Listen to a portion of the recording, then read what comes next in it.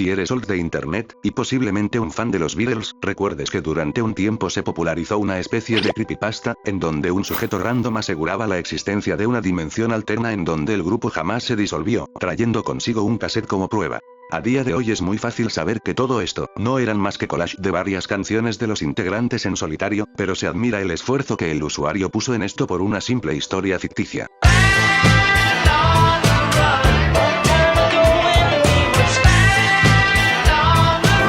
¿Quién iba a decir que esto de saquear diferentes canciones de distintos contextos y agruparlas en una sola composición ya tenía un nombre, y era Plunderphonics? ¿Plunder qué? Tranquilo, ya iremos a eso. Hablar de Plunderphonics no es solo hablar de un género, es hablar de toda una filosofía, una ideología y toda una forma completamente diferente de concebir la música y los derechos de autor. En esencia, esta corriente es la precursora de varios términos musicales ya arraigados e interiorizados en nuestra sociedad como el remix, o el mashup. En este video, daremos un repaso por esta etiqueta cuyo significado es más profundo de lo que parece.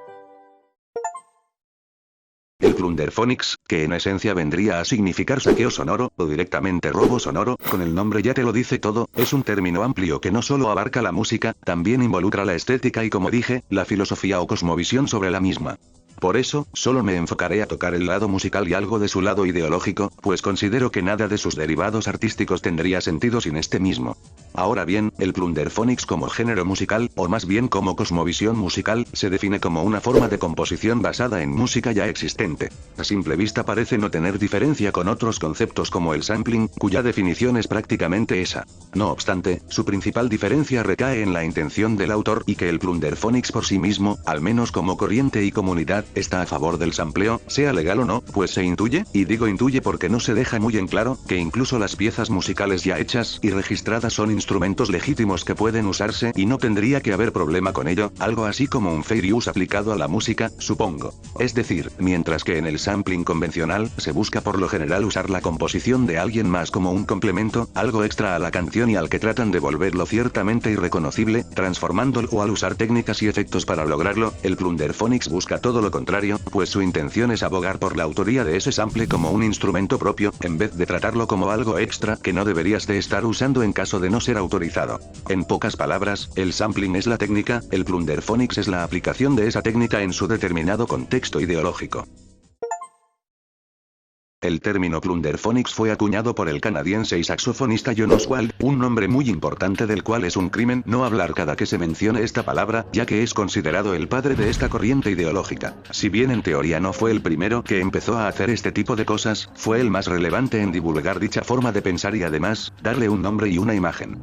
Desde pequeño, menciona que le gustaba escuchar música a velocidades diferentes y que quería hallar una forma de preservar esas modificaciones para que más personas pudieran apreciarlas. Su ensayo de casi 20.000 palabras, que de hecho me lo tuve que leer para hacer este video, fue presentado inicialmente en 1985 en una conferencia electroacústica, en la que John expone su punto de vista a través de 8 tópicos y nos hace innumerables preguntas que te dejan pensando un buen rato. Por ejemplo, ¿es el piano la creación musical de Bartolomeo Cristofori, o simplemente el vehículo diseñado por él para que Ludwig van y otros maniobraran en su territorio musical? Es un escrito interesante, y si algún día tienen tiempo les recomiendo que le den una leída, ya que en este se habla de varios temas como los inicios de la música grabada y su evolución con los años, la imitación de audio por clones digitales y cómo estos marcan una delgada línea entre los reproductores y productores de música, dando de ejemplo las máquinas de ritmos preprogramados, impresas en mucha música popular de la época, comparándolas con las conocidas rocolas al decir que son parientes cercanos, así como los sonidos predeterminados de los teclados y sintetizadores. Por otro lado se habla sobre el rol de los espectadores y cómo estos mismos, incluso, han jugado un papel importante en el lado creativo de la música, al punto en el que John los define como invasores del terreno creativo, al contar en la actualidad con más herramientas interactivas en sus reproductores que les permiten disfrutar la experiencia de formas diferentes. Es entonces cuando John remata en el siguiente tópico, iniciando con esta frase en respuesta a lo dicho anteriormente y resolviendo esta duda de una vez por todas. La piratería o el plagio de una obra se producen.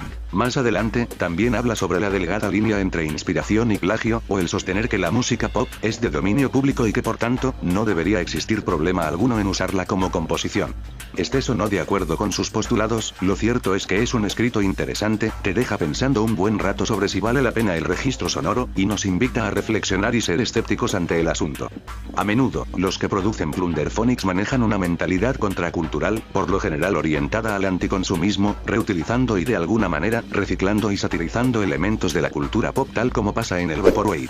Por eso mismo, el Plunderphonics es considerado como el padre de dicho género, por manejar prácticamente el mismo pensamiento, a excepción de que el Vaporwave tiene reglas más delimitadas a la hora de producirse, por algo es muy reconocible y familiar, mientras que el Plunderphonics tiende a ser muy variado y a menudo, más caótico. Podría decirse que, mientras el Plunderphonics engloba estas ideas ya repasadas, el Vaporwave es la asimilación de estas ideas implementadas musicalmente de forma diferente y en un sector más específico. Curiosamente, el hecho de ralentizar una canción en tiempo real era considerado como cambio de sexo auditivo por el propio Oswald. Sin comentarios. Ahora, es tiempo de ver aquellos primeros discos que se aventuraron a dar los primeros pasos, o al menos de los que se tenga registro. Como ya vimos en videos pasados, esto de usar extractos de sonidos exteriores no es nada nuevo, la gente ya lo hacía prácticamente desde que se inventaron los dispositivos para grabación de audio, más o menos a finales de 1800 e inicios de 1900, desde ese tiempo ya existía algo llamado field recordings, que no son más que grabaciones de campo.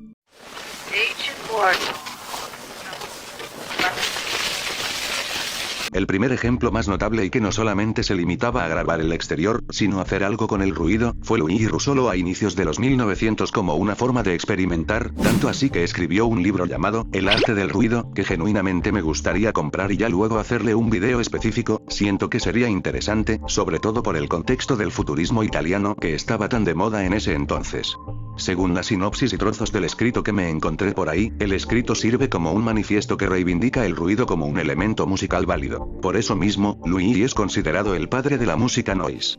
Leyendo algunos trozos, puede notarse que él veía la belleza de cada sonido que lo rodeaba. Me gustaría citar un apartado de su libro, pero como probablemente tus receptores de dopamina ya estén todos putrefactos por ver tantos videos de 3 minutos con subtítulos, solo pondré la cita brevemente y, si te interesa, la pausas para que así la puedas leer. Listo, sigamos con el video. ¿Qué tiene que ver todo esto con el Plunderphonics? Bueno, realmente no mucho en el sentido compositivo, ya que Luigi no acostumbraba a usar grabaciones de campo, sino a crearlas con una serie de instrumentos llamados intonarumori. No obstante, su principal relación es el apartado ideológico, el cual reivindica el uso de sonidos extramusicales como elementos compositivos genuinos, tal como propuso Oswald muchos años después, aunque Luigi se enfocaba más concretamente en el ruido industrial, el que la gente estaba acostumbrada a escuchar en ese entonces gracias a la avanzada industrialización, mientras que Oswald hacia la literal reutilización de material ajeno.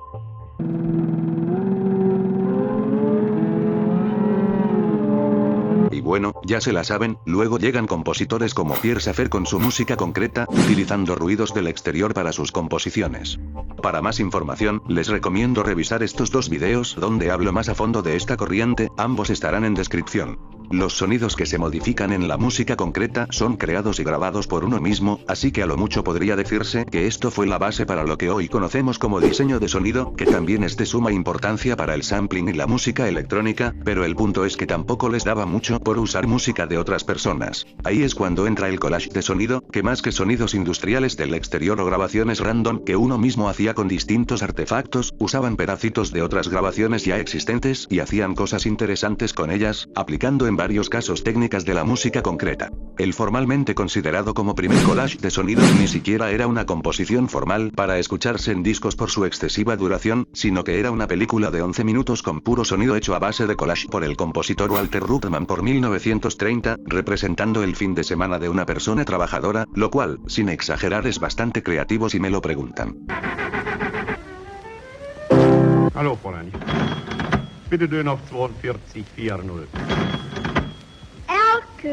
El sound collage nace de estilos como el breaking, un derivado de la música Novoty de carácter cónico, con una específica particularidad de tener un narrador que hace ciertos cuestionamientos, y acto seguido es respondido por líneas de canciones populares. Da la casualidad que estos estilos de música experimental no solo influyeron en, vaya, la música, sino también en el ámbito del entretenimiento.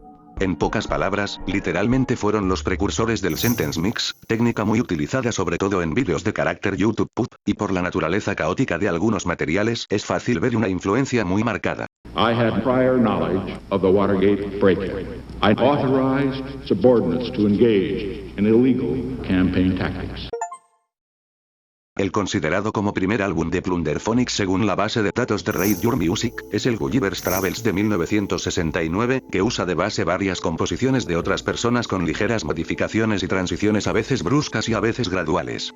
Al ser un ejemplo primerizo, es de esperar que suene flojo y perezoso. Conforme vayamos avanzando veremos discos más interesantes. Uno de los primeros ejemplos destacables es The Residents, quienes ya hacían discos de carácter psicodélico tipo parodia, usando portadas de álbumes ya conocidos como estética. Su popularidad y, la razón por la que hablo de ellos en este video, se remonta a su single, The Beatles Play the Residents, and The Residents Play the Beatles. Esta canción hace un collage de varias canciones del mismo grupo junto a otras composiciones externas y extractos televisivos. El resultado es en cuanto menos interesante, y más para las limitaciones que había en ese entonces.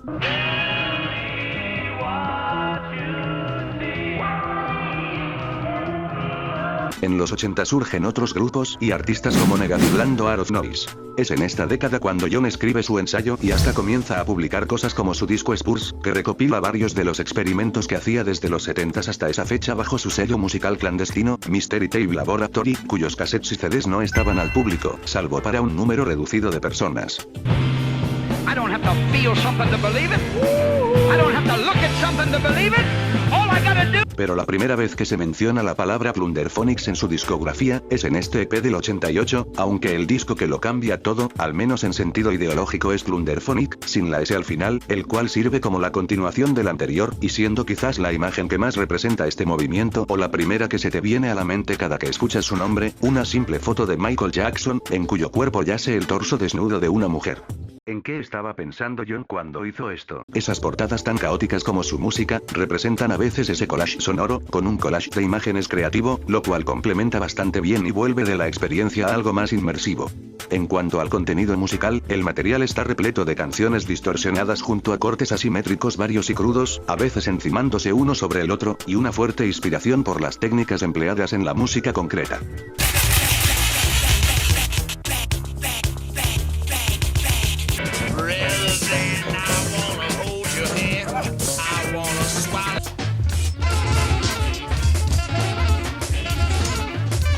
Si bien es cierto que John no ganaba nada con estos materiales literalmente gratuitos, a las leyes de su país no le bastaban con que un tipo cualquiera explorara su creatividad libremente sin lucrar con ella y compartiéndola con los demás, así que lo tuvieron que amenazar legalmente porque, el simple hecho de hacer material físico de esta índole, se considera una violación a los derechos de autor, sin mayores matices. Como dijo John en una entrevista. Debemos distinguir entre la pereza musical y la transformación de un objeto musical usando nuestra propia creatividad.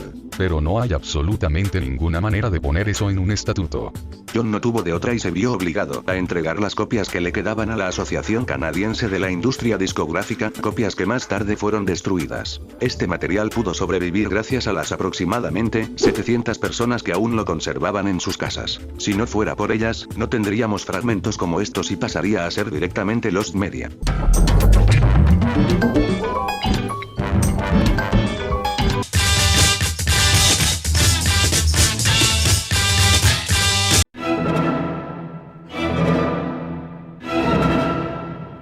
No obstante, nada se compara con Plexure del 93, el cual cuenta con alrededor de 5000 samples. Un álbum conceptual, psicodélico y caótico pero satisfactorio a la vez, es impredecible y siempre estás escuchando fragmento tras fragmento de una canción nueva cada poco tiempo. Puede que en un solo track te hayas escuchado más de 100 canciones diferentes y tú ni enterado.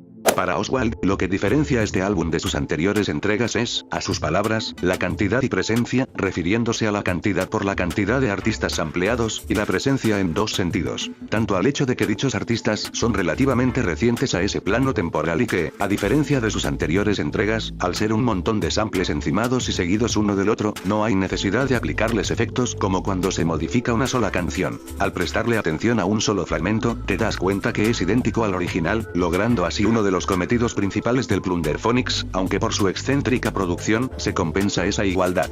A esto también le llama el umbral de la reconocibilidad, y cito textualmente. Cuando algo se se convierte en un saqueo permisible o en una sílaba de música que puedes reconocer. En Plexur, hay tantos puntos de iniciación que la sensación de familiaridad es confusa. Tu memoria se transforma. Pero hay potencialmente horas y horas de información pop codificada y lista para ser activada.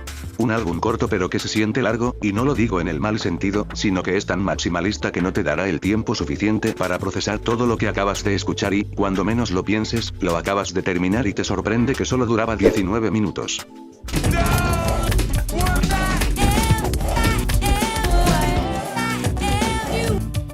Su último trabajo relevante relacionado con el género es su disco recopilatorio del 2001, 69 Plunderphonics 96.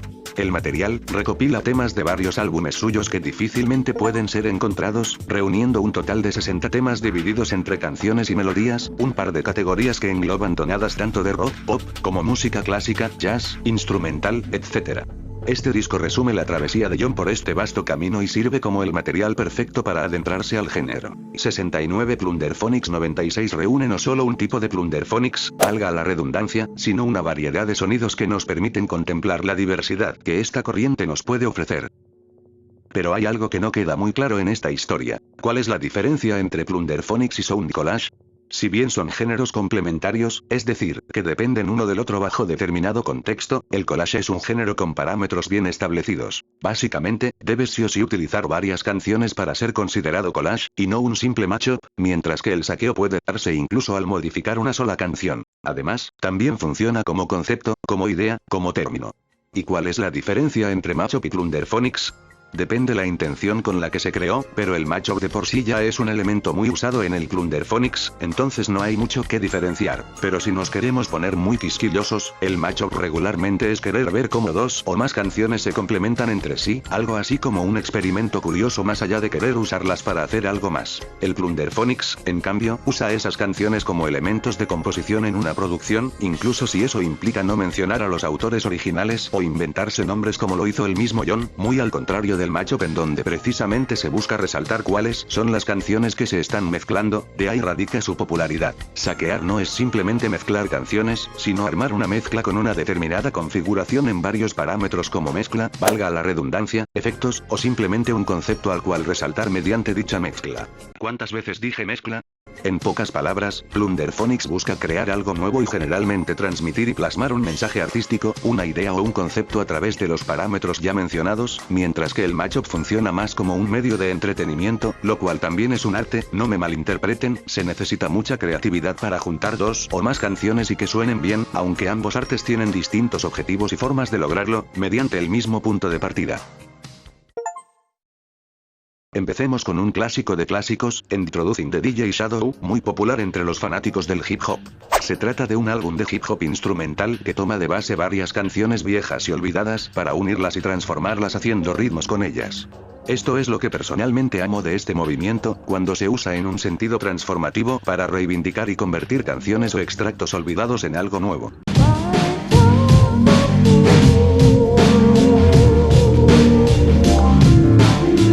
También me gustaría destacar el disco Bundle of Joy, hecho por Land of Loops, que también es un disco de hip hop. Aunque cada uno usa estos géneros como base, cada uno lo aplica de forma diferente, forjando su propia identidad.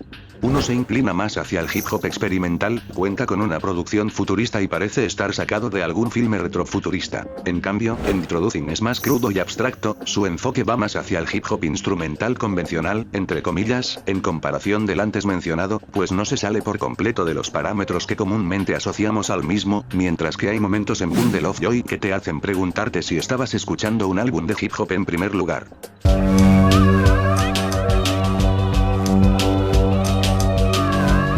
Y siguiendo por la línea del hip hop, el disco Donuts de J Dilla se le considera Plunderphonics, aunque se presenta como un disco de hip hop instrumental. Esto se debe a la forma en la que se modifican uno o varios samples por canción, de formas mucho más creativas que el hip hop instrumental tradicional.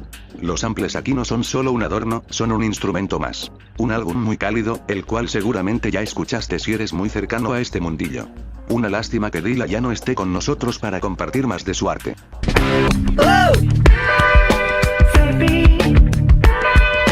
Algún otro artista relevante de esta índole sería Gel Talk, sobre todo por su álbum Feed the Animals. En este se samplean todo tipo de temas, pero sobre todo versos del hip hop mismo. Mientras los materiales anteriormente repasados no samplean rap o lo hacían lo menos posible, esto para crear instrumentales sobre las que se pudiera rapear, acá se arma un rompecabezas creativo en donde se reúnen varios raperos y cantantes en una clase de crossover imaginario, creando las combinaciones más alocadas que seguramente vas a escuchar en tu vida.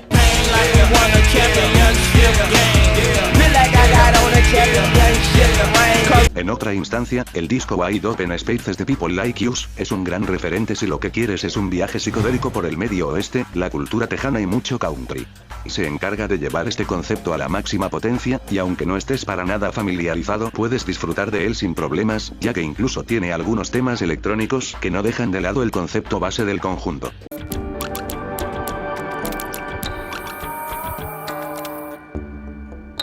Por otro lado, y en el apartado del soul tirando más hacia la electrónica, tenemos quizás uno de los discos de Plunderphonics más relevantes, si no es que el más relevante. Synthé Left You de Avalanches, probablemente uno de los discos más creativos de esta lista, se trata de un disco lanzado en el 2000 que cuenta con más de 3000 samples, el cual combina ritmos electrónicos y arreglos estilo soul, con una producción tan bien hecha que en veces te cuesta creer que en realidad, todo lo que estás escuchando no son más que miles de extractos de canciones o grabaciones mezclados entre sí. Un disco experimental pero coherente, y atrevido pero accesible, llevándote a un viaje a través de cada uno de sus títulos, los cuales en conjunto crean una historia de la cual se pueden sacar diversas interpretaciones, pues no te lo había dicho, pero también es un álbum conceptual.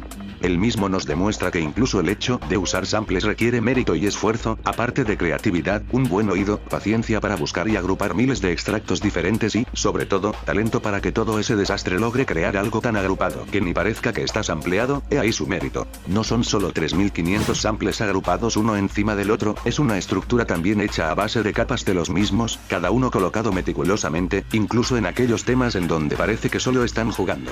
Cuando oigas a alguien decir que la música hecha a base de samples es perezosa, demuéstrale este disco y te apuesto que cambiará de opinión o se preguntará si le estás jugando una broma.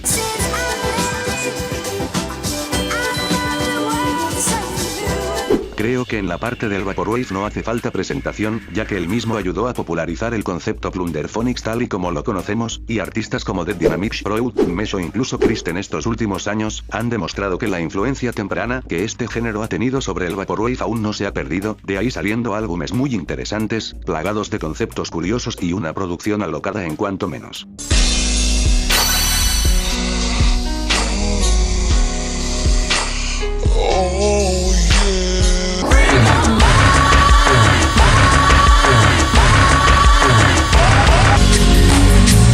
In case you've just joined us, this is WNN's continuous global coverage. Pero no podemos hablar del Vaporwave sin hablar de su padre, o Neotrix Point Never. Este mismo, destacando por varias cosas, y una de ellas es su disco Réplica, cuyo enfoque apunta hacia la música ambiental por medio de sintetizadores futuristas, pansoníricos, varios samples televisivos extraños y texturas irreconocibles. Un disco tan interesante pero que tiene muchas más cosas que contar, una complejidad más profunda de la que se puede ver por el exterior, o al menos, eso he leído por ahí.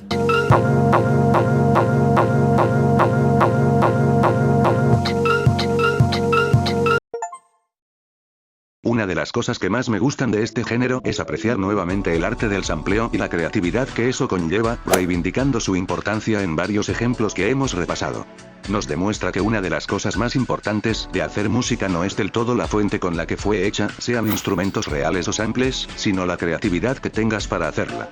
Y esto ya es más opinión personal, pero a menudo se suele juzgar injustamente al sampleo, tachándolo de flojo basándonos en ejemplos claros, no lo voy a negar, existen bastantes, incluso yo tengo un video quejándome de un ejemplo muy concreto. Sin embargo, solemos ignorar o minimizar el hecho de que también dentro de la composición tradicional existen casos de plagio, reutilización de escalas o directamente, composiciones simples en cuanto a armonía se refiere, el sampleo no es el único sitio en donde se cometen fallos de esta índole. El punto es saber apreciar lo mejor de cada mundo, ya que en ambos pueden lograrse resultados impresionantes.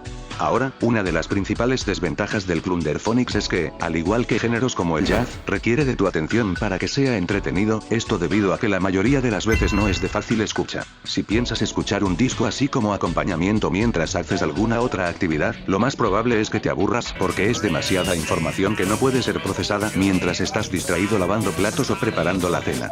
Me gusta ver este género como un rompecabezas que está hecho para desarmarse, la canción original es el rompecabezas armado, y tú decides cómo acomodarlo a tu gusto, formando imágenes cada vez más abstractas e incluso, incorporando extractos de otros rompecabezas no relacionados para hallar una relación entre sus diferencias.